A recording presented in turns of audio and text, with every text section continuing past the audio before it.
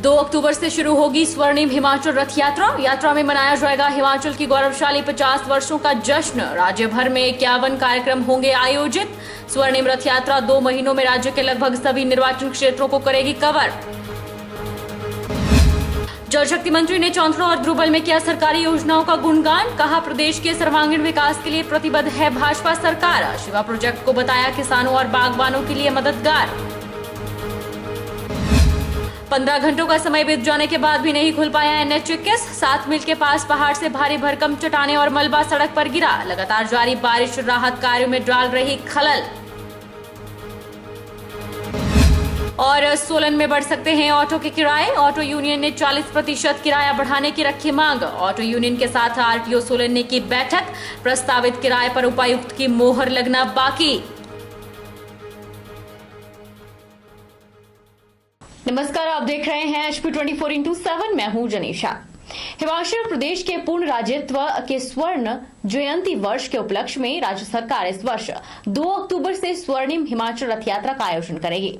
ये बात मुख्यमंत्री जयराम ठाकुर ने स्वर्णिम हिमाचल रथ यात्रा के संबंध में उच्च स्तरीय समिति की बैठक के दौरान कही। मुख्यमंत्री ने कहा कि रथ यात्रा के दौरान हिमाचल प्रदेश की गौरवशाली यात्रा के 50 वर्षों में आम आदमी के योगदान का जश्न मनाया जाएगा। मुख्यमंत्री जयराम ठाकुर ने कहा कि स्वर्णिम रथ यात्रा लगभग 2 महीने के दौरान प्रदेश के सभी विधानसभा क्षेत्रों को कवर करेगी। राज्य स्तरीय पूर्ण राज्यत्व दिवस समारोह के अवसर पर 25 जनवरी 2022 को एक विशाल कार्यक्रम का आयोजन किया जाएगा। जयराम ठाकुर ने कहा कि राज्य सरकार ने इस कार्यक्रम के सफल आयोजन के लिए विधायक डॉक्टर राजीव बिंदल की अध्यक्षता में एक कार्यकारी समिति का गठन किया है। इसके अतिरिक्त 4 उप समितियां भी गठित की गई हैं, जिनमें स्वर्णिम रथ खरीद समिति, सूचना, शिक्षा एवं संप्रेषण समिति, सोशल मीडिया समिति और बजट समिति शामिल है। उन्होंने कहा कि राज्य सरकार इस वर्ष 25 जनवरी से राज्य में स्वर्णिम हिमाचल रथ यात्रा आयोजित करना चाहती थी, लेकिन कोरोना महामारी के कारण इसे स्थगित कर दिया गया था। मुख्यमंत्री ने कहा कि इस यात्रा में राज्य के विकासात्मक इतिहास को प्रदर्शित किया जाएगा, जिसमें आम जनता की भागीदारी सुनिश्चित की जाएगी। स्वर्णिम हिमाचल रथ यात्रा में विभिन्न क्षेत्रों जैसे खेल, सामाजिक कार्य, संस्कृति, साहित्य में उपलब्धि हासिल करने वाले सफल लोगों की सक्रिय भागीदारी भी सुनिश्चित की जाएगी। लोगों के बीच में एक तो 50 साल में स्टेट ने डेवलपमेंट कहां से कहां तक की, एक ये कॉन्सेप्ट उनके सामने रखने का, और उसके साथ साथ में इस डेवलपमेंट में इस मुकाम तक पहुंचने के लिए प्रदेश की जनता का जो कंट्रीब्यूशन रहा है, योगदान रहा है, वो डेडिकेट हमने लोगों को करना है, ना कि नेताओं को करना है, ना किसी दूसरे इसको करना है। उनको लगे कि एक किसान ने कृषि करते करते जो है प्रदेश को उसने कंट्रीब्यूट किया है, एक मजदूर ने मजदूरी करते करते उसने कंट्रीब्यूट किया है, एक इंजीनियर ने कंट्रीब्यूट किया है, हर सेक्शन, एक टीचर ने कंट्रीब्यूट किया है। तो वो उस तरह का, यानी कि आदमी अपने आप में इसमें इस तरह से महसूस करे कि हमारा इन्वॉल्वमेंट इसमें जो है ना, मतलब उसमें स्टेट की डेवलपमेंट में रहा है और उसको याद किया जा रहा है, उसको रिकॉग्नाइज किया जा रहा है। ये कॉन्सेप्ट है इम्पोर्टेंट। इसमें कार्यक्रम हम जो करेंगे उसमें रथ भी एक ही रथ चलेगा, तो कार्यक्रम का स्वरूप जो है वो बड़ा होगा और वो कार्यक्रम अच्छे कार्यक्रम, बड़े कार्यक्रम, प्लानिंग के साथ कार्यक्रम। जल शक्ति मंत्री महेंद्र सिंह ठाकुर ने कहा है कि प्रदेश के हर घर को नल से जोड़ने का सपना साकार होने जा रहा है। 2022 के निर्धारित लक्ष्य पर 80% कार्य पूरे होने पर सरकार की उपलब्धि बताते हुए कहा कि प्रत्येक विधानसभा क्षेत्र के लिए जल जीवन मिशन, ब्रिक्स और एशियन डेवलपमेंट बैंक के माध्यम से पायलट प्रोजेक्ट तैयार कर धनराशि उपलब्ध कराई जा रही है। जल जीवन मिशन के तहत हिमाचल ने देश भर में सबसे अधिक इंसेंटिव प्राप्त किया है। जल शक्ति, बागवानी, राजस्व एवं सैनिक कल्याण मंत्री ने जोगिंद्रनगर के चौंथड़ा और ध्रुबल में एक जनसभा को संबोधित करते हुए कहा कि शिवा प्रोजेक्ट किसानों और बागवानों के लिए मददगार साबित हुआ है। सैकड़ों किसान और बागवान इस महत्वाकांक्षी परियोजना से किसान क्लस्टर में फल उत्पादन का कार्य कर अपनी आर्थिकी को सुदृढ़ कर रहे हैं। उन्होंने कहा कि प्रदेशवासियों को आत्मनिर्भर बनाने के लिए इस योजना को प्रदेश में लागू करने में प्रदेश सरकार की अनूठी पहल है। सिंचाई बागवानी के क्षेत्र में शिवा प्रोजेक्ट प्रदेश के आधे दर्जन दर्जन से अधिक खंडों में लगभग 17 क्लस्टरों के माध्यम से 6,500 करोड़ खर्च किए जा रहे हैं, ताकि इससे किसानों और बागवानों की आर्थिकी मजबूत होगी। उन्होंने उपस्थित जनसमूह को विधानसभा क्षेत्र जोगिंद्रनगर के लिए क्रियान्वित 300 करोड़ से अधिक उठाऊ पेयजल योजना की स्वीकृति पर बधाई दी और सभी योजनाओं को तय समय से पहले क्रियान्वित करने के दिशा निर्देश जल शक्ति विभाग के अधिकारियों को दिए। इस दौरान लोगों की समस्याएं भी सुनी और विभागीय अधिकारियों को जनता से कार्यों को प्राथमिकता से निपटाने के दिशा निर्देश जारी किए। आज हमने एक 20 करोड़ की एक और स्कीम, एक ऐसी स्कीम, नई स्कीम दी जो ऐसी स्कीम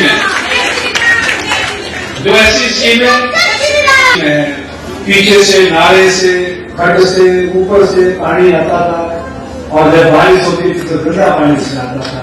हमारे लोगों को मजबूर होता था पानी उस गंदे पानी को पीने के लिए।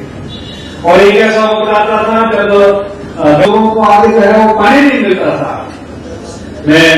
हमने अभी एक बैठक दिल्ली में हुई हमारे तो इस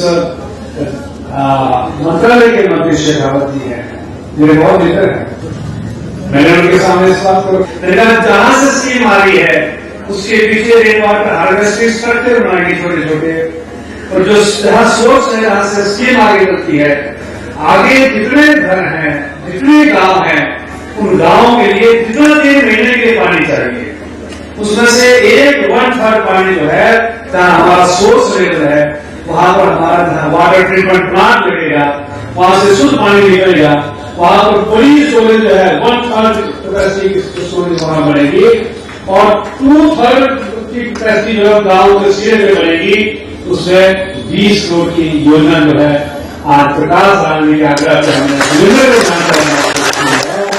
जल जीवन मिशन योजना के तहत नैना देवी के लोक निर्माण विभाग के विश्राम गृह से प्रदेश भाजपा प्रवक्ता रणधीर शर्मा ने हरी झंडी देकर योजना का शुभारंभ किया। इसके अलावा चंगर क्षेत्र के बस्सी में 47 लाख रुपए की लागत से बनने वाले कनिष्ठ अभियंता कार्यालय आवास का भी शिलान्यास किया।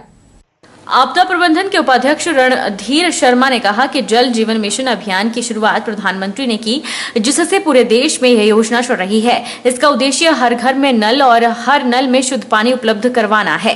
उन्होंने कहा कि स्वारघाट सब डिवीजन में जल जीवन मिशन के अंतर्गत 28 करोड़ की योजना पर खर्च किए जा रहे हैं। कोई भी घर इस योजना से नहीं छूटेगा और जो गर्मियों के दिनों में गाँव में पानी की समस्या रहती थी उसका भी निवारण हो जाएगा।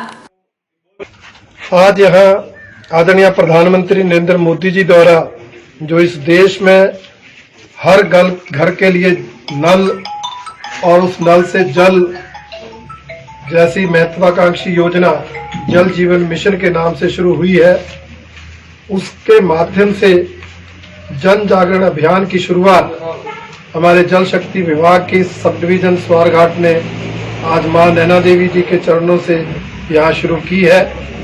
इस अभियान का उद्देश्य लोगों में पानी के उचित प्रबंधन के बारे में जानकारी देना, स्वच्छ जल के क्या फायदे हैं, हम किस तरह से अपने पीने के पानी को स्वच्छ रख सकते हैं, स्वास्थ्यवर्धक बना सकते हैं, उसकी जानकारी देना है। वहीं जो जल शक्ति विभाग ने गांव-गांव में पीने के पानी की स्वच्छता के लिए समितियों का गठन किया है, विलेज वाटर सैनिटेशन कमेटीज, उनके जो सदस्य हैं उनका प्रशिक्षण किया जाएगा ताकि हर गांव में पीने के पानी को स्वच्छ रखा जा सके, जनता को स्वच्छ पीने का पानी उपलब्ध कराया जा सके। बद्दी बरोटीवाला नालागढ़ इंडस्ट्रियल एसोसिएशन के बद्द स्थित हॉल में विकासखंड नालागढ़ के जिला परिषद सदस्यों, पंचायत समिति के अध्यक्ष एवं उपाध्यक्ष सदस्यों, कुछ ग्राम पंचायतों के प्रधानों और नगर परिषद परवाणु, बद्दी एवं नालागढ़ के कार्यकारी अधिकारी और अध्यक्ष एवं उपाध्यक्ष के साथ बैठक का आयोजन किया गया और उपस्थित सभी जनप्रतिनिधियों के सुझाव भी सुने। हिमाचल प्रदेश राज्य वित्त आयोग के अध्यक्ष सतपाल सिंह सत्ती ने कहा कि उनके द्वारा हिमाचल प्रदेश के सभी जिलों के अलग अलग स्थानों का दौरा किया जा रहा है और वहां के बीडीसी, जिला परिषद और नगर परिषद के चेयरमैन और वाइस चेयरमैन और कुछ चुनिंदा प्रधानों के साथ मिलकर आने वाले समय में क्षेत्र के विकास के लिए उनके क्या क्या सुझाव हैं, जिससे जनप्रतिनिधियों को क्षेत्र के विकास में कोई बाधा न उत्पन्न हो। सतपाल सत्ती ने कहा कि इन सुझावों को वह प्रदेश सरकार के समक्ष रखेंगे ताकि समस्याओं का हल निकाला जा सके। उन्होंने बताया कि उनके द्वारा अभी तक 3 जिलों में यह कार्यक्रम किया जा चुका है, जिनमें चंबा, किन्नौर, ऊना और आज चौथे जिले में यह बैठक आयोजित की गई और जो भी सुझाव जनप्रतिनिधियों द्वारा दिए गए हैं उन्हें प्रदेश सरकार के समक्ष रखा जाएगा और समस्याओं को निपटाने की कोशिश की जाएगी। पूरे हिमाचल प्रदेश के जिलों के अलग अलग स्थानों पर जाकर के हम लोग जो जनप्रतिनिधि हैं, जिनमें नगर परिषदों के सदस्य, उनके चेयरमैन, वाइस चेयरमैन, उनके साथ साथ बीडीसी के सदस्य, उनके चेयरमैन, वाइस चेयरमैन, जिला परिषद के सदस्य, उनके चेयरमैन, वाइस चेयरमैन एवं चुनिंदा प्रधानों के साथ मिल कर के आने वाले समय में क्या क्या उनके सुझाव हैं, जो स्थानीय हमारी लोकतंत्र की नींव में जो बैठे हैं, उनके कारण जो सुझाव आए और प्रदेश सरकार को से उनकी क्या अपेक्षा है, वो क्या चाहते हैं प्रदेश सरकार से, उसके नाते हम लोग मीटिंग कर रहे हैं। आज मैं जो चौथे ज़िले में आया हूँ, इससे पहले चंबा, किन्नौर और ऊना ज़िला कवर कर चुका हूँ। आज बद्दी में ये मीटिंग हो रही है। अनेकों माननीय सदस्यों ने उसमें सुझाव दिए हैं और बड़े बहुमूल्य सुझाव आए हैं। इन सुझावों को हम लोग प्रदेश सरकार के पास पहुँचाएँगे ताकि प्रदेश सरकार इन जनप्रतिनिधियों की जन आकांक्षाओं को ध्यान में रखते हुए आगे की योजनाएँ बनाएँ। वो चाहे फंडिंग का मामला हो, चाहे अन्य कोई मामले हो, उन सब के ऊपर डेवलपमेंट से लेकर के उनकी दिक्कतों तक उन्होंने बताया है। तो इनको लेकर के हम गवर्नमेंट तक जाएंगे और बताएंगे। मुझे पूर्ण विश्वास है कि इसमें से काफ़ी चीज़ों को हम लोग ठीक कर पाएंगे। पिछले दिनों ब्लॉक फतेहपुर की बड़ी बतराहन पंचायत में महिला प्रधान के पति पर पंचायत सचिव को डराने धमकाने के आरोप लगे थे। अब फिर एक बार प्रधान के पति पर पंचायत इंस्पेक्टर को डराने धमकाने के आरोप लगे हैं। इसी के साथ पंचायत इंस्पेक्टर ने विकासखंड अधिकारी फतेहपुर राजकुमार को लिखित शिकायत दी है और FIR करवाने की मांग की है। पंचायत इंस्पेक्टर सुरेश कुमार ने कहा कि वे बुधवार को कोविड वैक्सीन संबंधित ग्राम पंचायत बतराहन के कार्यालय में गया तो ग्राम पंचायत बतराहन की पंचायत की बैठक चल रही थी। उन्होंने बताया कि सरकार के आदेशानुसार ग्राम पंचायत में जिन व्यक्तियों को वैक्सीन नहीं लगी है उनकी सूची तैयार करके उन्हें वैक्सीन लगवाई जाए। इस बीच पंचायत सचिव और वार्ड सदस्यों को कार्रवाई लिखने के बारे बताया जा रहा था कि 3:30 पर प्रधान के पति भी पंचायत कार्यालय में पहुंच गए और कार्यालय के अंदर बैठ गए। पंचायत सचिव द्वारा कार्रवाई बंद करने के लिए वार्ड सदस्यों को हस्ताक्षर करने के लिए कहा गया तो एक वार्ड सदस्य द्वारा कार्रवाई का पेज खाली रखने संबंधी आपत्ति उठाई गई तो पंचायत सचिव को इस बारे में पूछा कि कार्रवाई का पेज खाली क्यों छोड़ा गया है। पंचायत सचिव द्वारा कोई संतोषजनक जवाब नहीं दिया गया, जो कि पंचायत राज अधिनियम की अवहेलना है। इस बारे में पंचायत सदस्यों को भी निर्देश दिए गए कि कार्रवाई बंद करने से पहले कार्रवाई को पढ़ा जाए और बाद में अपने हस्ताक्षर किए जाएं। इस बीच प्रधान पति द्वारा उन्हें धमकाना शुरू कर दिया गया और साथ में गाली गलौज करना भी शुरू कर दिया। इसी के साथ सुरेश कुमार ने अपने अधिकारी से निवेदन किया है कि प्रधान पति के विरुद्ध FIR दर्ज करवाने की सिफारिश की जाए। कल जैसे हम निकले थे वैक्सीन के लिए कि पंचायत को इसके बारे में बताना है कि लोगों को सूचित किया जाए कि जो जिसने वैक्सीन नहीं लगवाया वो लोग जो है वो वैक्सीन लगवाएं। तो उसके उपरांत जैसे हम ग्राम पंचायत में बैठे हुए थे तो पंचायत को बता रहे थे उनका सिस्टम की कार्रवाई जो है वो इस तरीके से मेंटेन करना है इसको, और इसमें ऐसे आपने सिग्नेचर लेने हैं और ये जो रेजुलेशन जो है वो पास करने हैं। उसके बाद जो है वो सरकार की जो स्कीमें हैं वो अपने वार्ड मेंबर को बतानी है, जब पब्लिक को बतानी है ग्राम सभा में। तो इसी बीच जैसे बताते बताते एक वार्ड मेंबर साहब ने ऑब्जेक्शन किया थोड़ा कि सर आपने हमें यहाँ ट्रेनिंग दी है तो उस ट्रेनिंग के रिलेटेड जो है वो कार्रवाई नहीं लिखी गई है, इसको खुला छोड़ा गया है। तो हमारी बात हुई है सेक्रेटरी साहब से, मैं सेक्रेटरी साहब आपने इसको खुला छोड़ा, इनको बताओ कि खुला छोड़ने का क्या कारण रहा आपका। बोलता जी मैंने कुछ अपने स्टोर वगैरह जो थे वो निकालने हैं, इसलिए ये जगह थोड़ी रखी हुई है मैंने खुली। तो मैं आपने इनको इसके बारे में पहले सेटिस्फाइड करवा देना चाहिए। तो अभी ये मैटर चला हुआ था, मैंने मेंबर को भी ये समझाया कि मैं आप लोग साइन तब करेंगे जब आपने कार्रवाई को पढ़ लिया है। जब सारी कार्रवाई आप पढ़ लेंगे उसके बाद आप नीचे जाके सिग्नेचर करेंगे इसमें, तो आपने आइंदा के लिए ऐसा करना। तो इस बीच प्रधान के प्रति उठ के खड़े हुए और बोलते कि आप मेंबर्स को समझाने वाले कौन होते हैं, और उसके बाद ये गाली गलौज पे उतारू हो गए और जो भी इनके मुंह में आया इन्होंने वहां बोल लिया मेरे को। रुकेंगे एक छोटे से ब्रेक के लिए।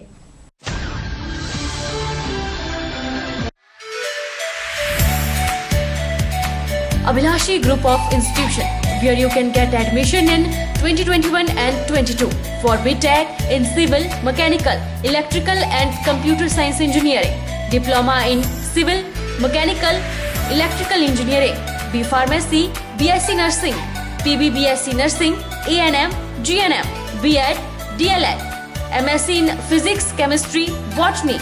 For detailed inquiry, please contact Abhilashi Group of Institution, near Chowk, Tehsil Bal, District Mandi, Himachal Pradesh.